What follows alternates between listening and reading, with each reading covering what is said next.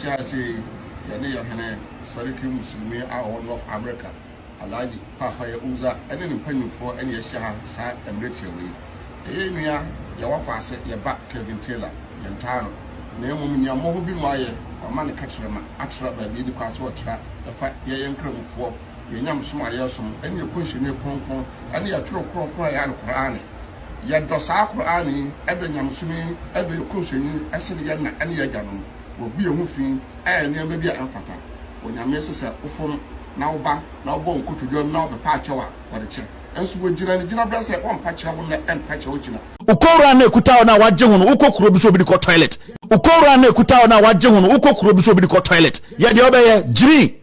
Osum nyame amfo wajini sum. Muhammad oba lokuta Quran. Muhammad oba asasis lokuta yawo lokuta Quran.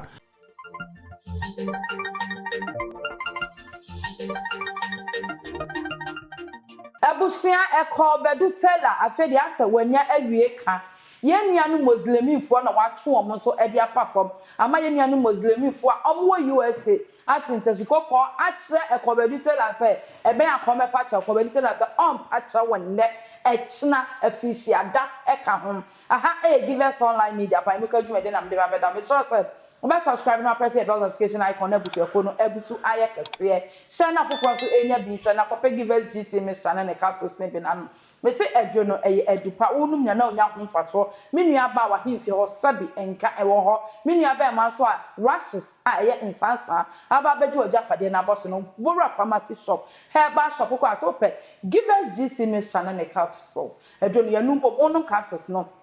Na wonnom syrup no na awawade a ebeye ade ama no adanse a ubedi no eto ejewa edrowen so bia betimi afabi no timi fabi abofo ndi fedumi no oba penfo ene oba oma abofrenu fo ebusia ekwa obedi Taylor ene de wawie ka Kevin Taylor atsna na fidi kase no so atutu bia ma yenuanu muslimi fo sa sabi omu Mohammed no ni Koreano ebi de pepa sabi wo moto na se yako bi nom kwagya nan a Koreano ana omo tibi de pa moto na se Koreano hwini utie ekobedu Taylor asama woka yendi kan ko tie sa asam ne mba Ukora ne kutao na wajehunu uko kurobiso bidiko toilet. Ukora ne kutao na wajehunu uko kurobiso bidiko toilet. Yadi obeye jiri. Osum nyame amfo wajini sum. Muhammad oba lokuta Quran. Muhammad oba asasis lokuta yawo lokuta Quran.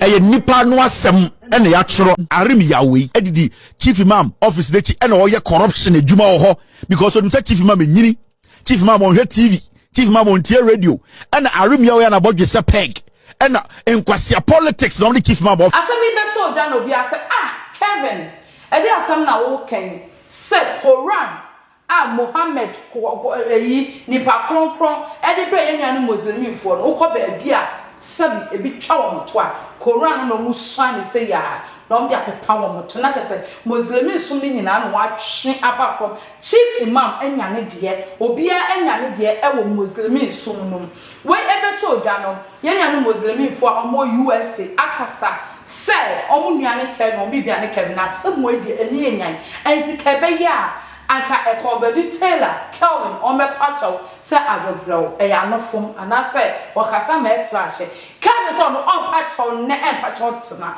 because obetutu bi ma yenuanu Christopher ene de muslimifo kan wa no chwe san se ekwan no anka wa wo se ekwan net ne de be kan de aso mepacho o se onpacho enkosi hwe ye go take Kevin Taylor dem Chasi, NanaYeboahcomedy, Sariki Muslimi, our North America. Alaji Papa Uza, and then penny for any Shah, Sa, and Richard. Enya, Yawafase, your back, Kevin Taylor, Yantano, Naomi Yamobi Wire, or Money Catchman, Atra by the password trap, the fact Yan Crum for Yam Sumayasum, and you push in your phone, and your true cry and Kurani. Yet Dosako Ani, Eben Yamsumi, Ebby Kushini, Asinian, and Yagan will be a moving and near maybe an fata. When your missus are from now back, now bone could you now the patch or the check. And so we generally brass at one patch of the end patch of and you come before him, I found a large papa Uza.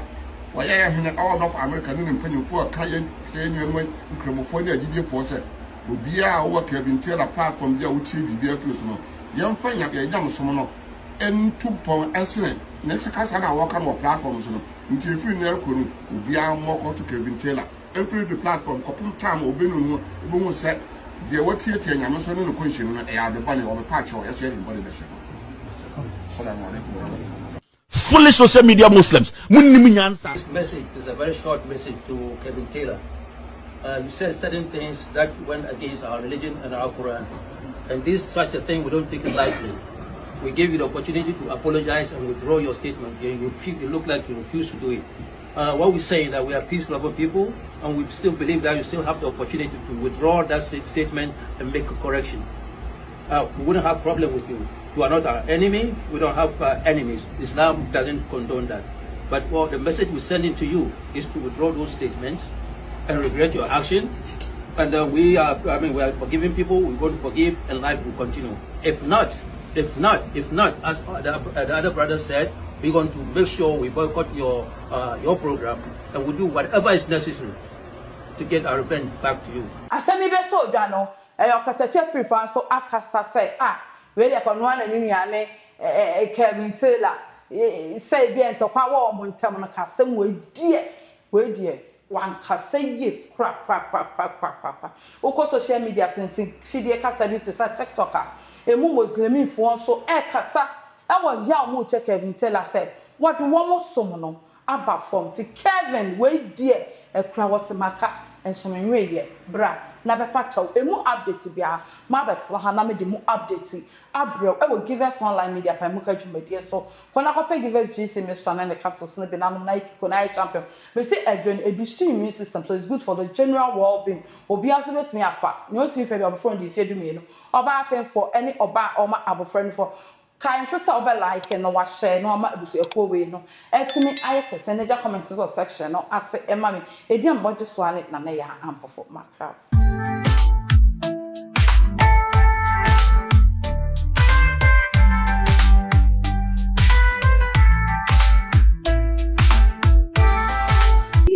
DC Mixer, MaameGrace,